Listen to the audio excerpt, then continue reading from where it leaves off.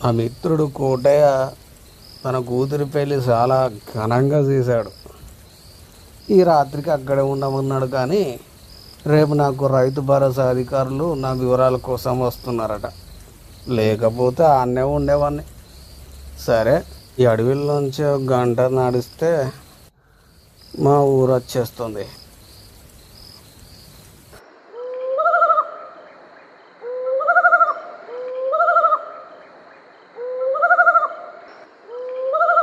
అరే, ఈ మేక ఎక్కడిది? ఈ బరాక నేను అసలు చూడలేనే లేదే. నా వెనకాల వస్తుందా? సరే, ఇంటికి తీసుకెళ్దాం. అమ్ముతే చాలా డబ్బులు వస్తాయి. చాలా అదృష్టం పట్టిందిరా సూరయ్య ఈరోజు.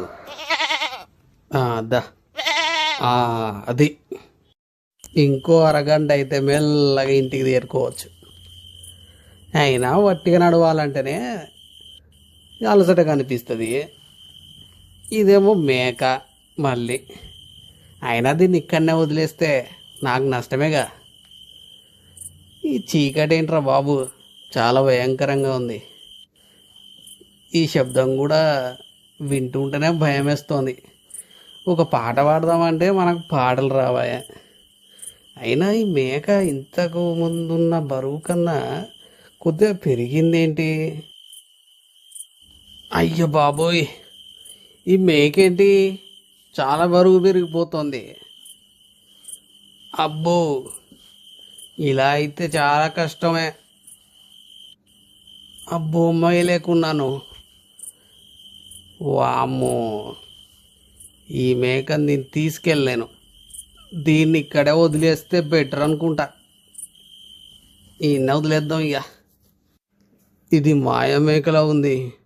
ఇక మోయడం నా వల్ల కాదురా బాబు. ఈ మేకను చూస్తుంటే 10-15 కిలోల కంటే ఎక్కువ ఉన్నట్లేదు, కానీ బరువు ఏంటి ఓ టన్ను మోస్తున్నట్టు అనిపిస్తుంది నాకు. ఇదేదో మాయ మేకలా ఉంది. దీన్ని తీసుకెళ్తే ఏదైనా ప్రమాదం జరగచ్చు. దీన్ని ఇక్కడే వదిలిపెట్టడం చాలా మంచిది. ఇదేంటి, మేక ఇక్కడే ఉండాలి కదా, అలా మాయమైపోయింది? అరే, చాలా మాయగా ఉందే. ఇక్కడ ఒక్క క్షణం కూడా ఉండద్దు. తొందరగా ఇక్కడి నుంచి పారిపోతే బెటర్ అనుకుంటా. అమ్మయ్య, చాలా దూరం వచ్చేసాను మేక నుండి. ఎవరది? ఎవరది ఏడుస్తున్నది? అరే, ఇదేంటి? దయ్యం దయ్యం దయ్యం! అమ్మో, ఇదేంట్రా బాబు, నా వెనకాల పడింది. అసలు వెనుకలు తిరగద్దు, ఇలాగే పారిపో. ఇంకొంచెం అయితే ఊరు దగ్గరకు వస్తుంది.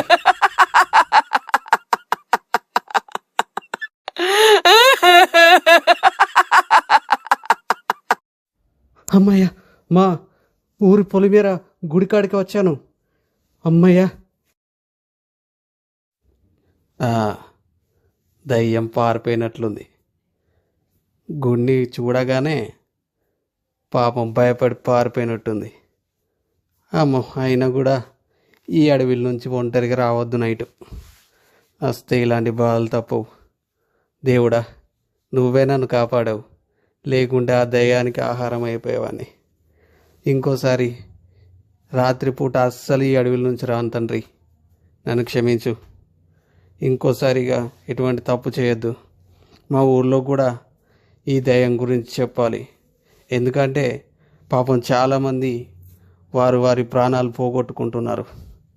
అమ్మో, ఇంకోసారి అస్సలు ఈ అడవిల నుంచి రాను. ముఖ్యంగా రాత్రి అయితే